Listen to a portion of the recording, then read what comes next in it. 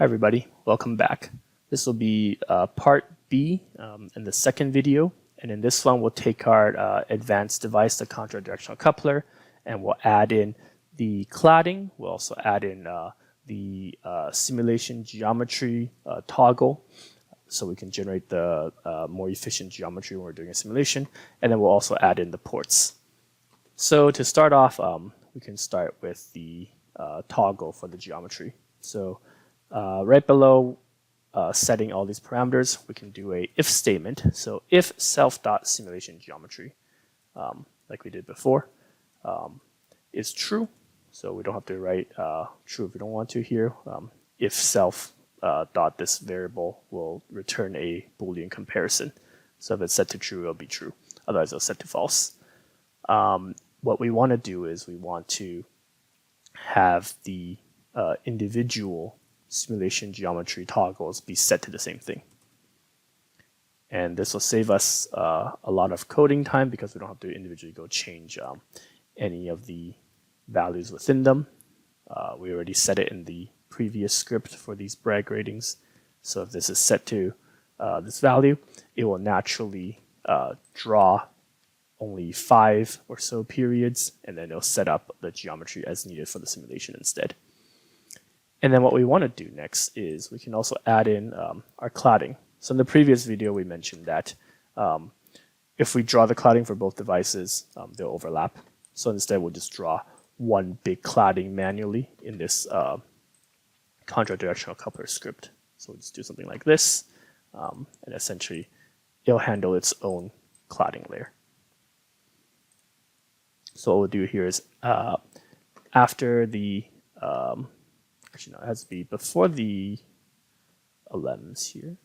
Actually, no, sorry, we can do it after the elems here. So we'll do a cladding. Oops. So if self.cladding, so if we enable cladding, we will check if it is a simulation geometry. So self simulation geometry is true.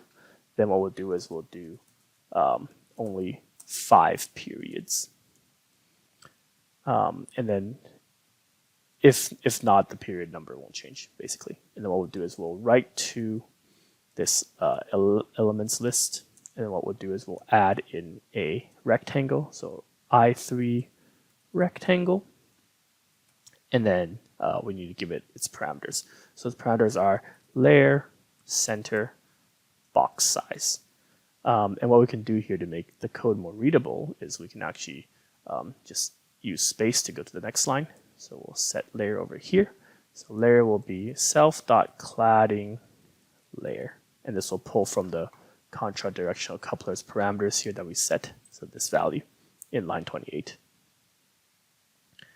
Next, we'll do the same thing for the center. So let's put the comma at the end of this line instead. And then so center will be equal to self.period multiplied by the period num divided by 2. And then that's the first coordinate for x. And then for y, it'll be self.waveguide2 with divided by 2 plus half of the corrugation width of the second waveguide, and then also half of the gap. And that'll be the center of this cladding here. So maybe to explain a bit about this, what we want to do is our device draws at 0, 0 in the bottom left corner. Here, let me clean up these arrows a bit. So we'll remove this box, these things. Okay. So our device draws at 0, 0 in this section here. And what we want to do is we want to set it to however many periods we're going to draw. So in this case, if it's 5, it'll be 5. If it's more than 5, then we'll just take half of the amount. So we'll find the center of wherever the device is, xy's. And then we go up by the same amount to find where the center between the two waveguides are. So we only need to care about this waveguide, which is, I believe, waveguide 2. here. Yeah. So waveguide 2 is the bottom one, and waveguide 1 is the top one. So we're only going to move up by that much. Actually, no, it should be waveguide 1. So let me change these values. Waveguide 1. So we go from 0, we add half of waveguide 1's width, we add half of the corrugation width, we add half of the gap, and then that should put us right in the center of both devices. And that's what this center line here is doing. So next we'll do box size. So how big should the box be? And for this one, we'll have it be the length of the whole device. So self.period multiplied by however many period numbers there are. So that'll be the x value. And then the y value will be self.waveguide1 width plus the corrugation of waveguide 1 plus the gap plus the waveguide 2's width and plus the corrugation of the second waveguide. And then just for good measure, we'll add in 2 microns, just so we have enough distance on either side. And with that, that should be enough to add our cladding. So here we can give it a try. Take a look.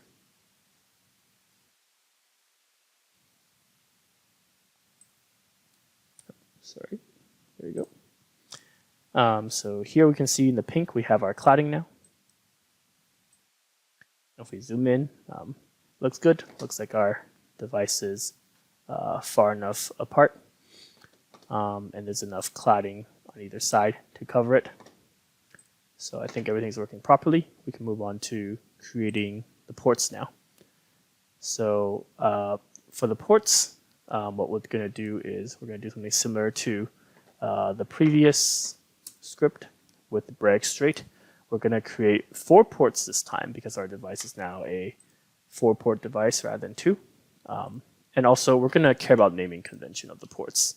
And this will be important in the subsequent video where we showcase how to attach the Lumerical simulation to our PCell here.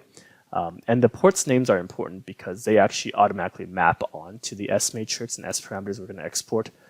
If you name them something different, you'll have to manually go bind them. So it's a lot more work. So what we're going to do here is we're first going to make sure that we're not doing a simulation geometry, because if we are, we're going to have to draw the ports differently. So if we're not simulation geometry, then what we'll do is we'll make a port. So the ports list will add in i3.optical port. And then we're going to need a name, we're going to need a position, and we're going to need an angle. And we can do the same thing we did with the rectangle above, where we make this a multi-line. So name, we're going to call it port 1 without spaces, and make sure the P is capitalized. Next, we're going to set the position. So the position is easy here. It'll be 0 and 0 for Y. And then finally the angle. So the angle will be 180. And if you recall, our notation for the ports are that it comes outwards from the port.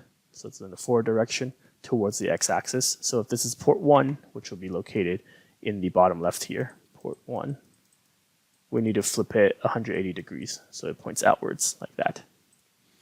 So next what we'll do is we'll add in the other ports now. We can take what we wrote and we can copy it. And we'll copy it 4 times.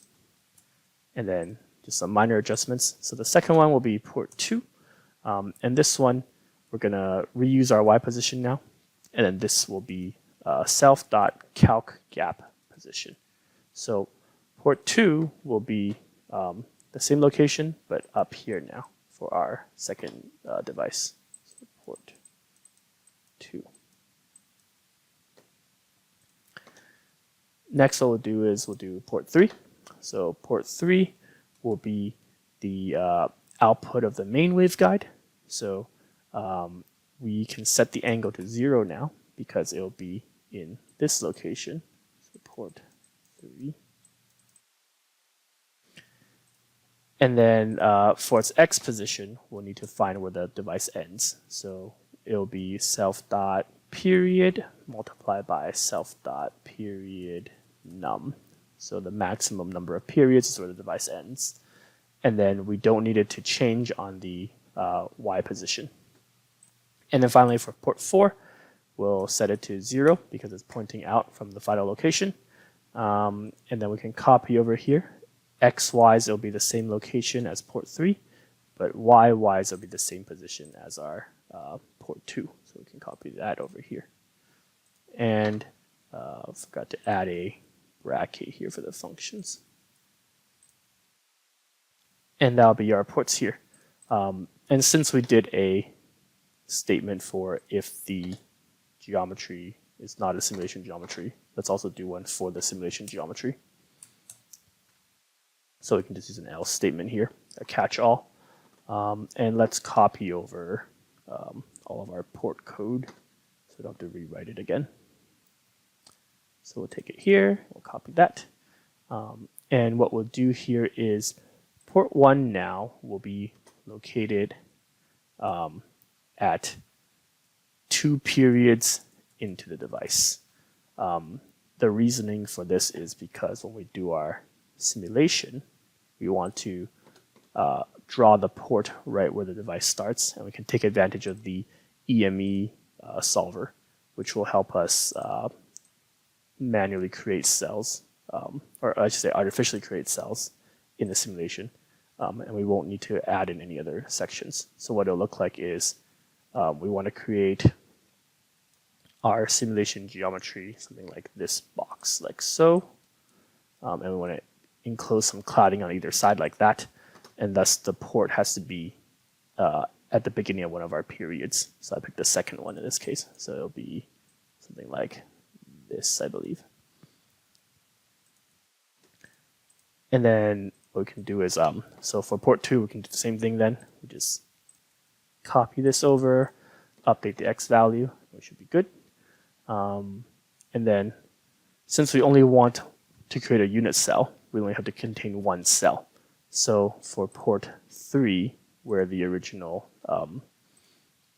waveguide ends, we can use 3 periods in instead of 2 now. And then this same thing can be copied over to port 4. And that should be good to go. So now let's give it a test. We have annotate on for our script down here, so we should be able to see the ports. So we're expecting to see 4 ports here.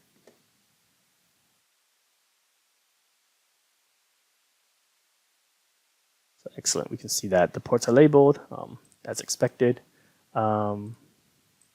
See that we have port 3 and port 4. Yep.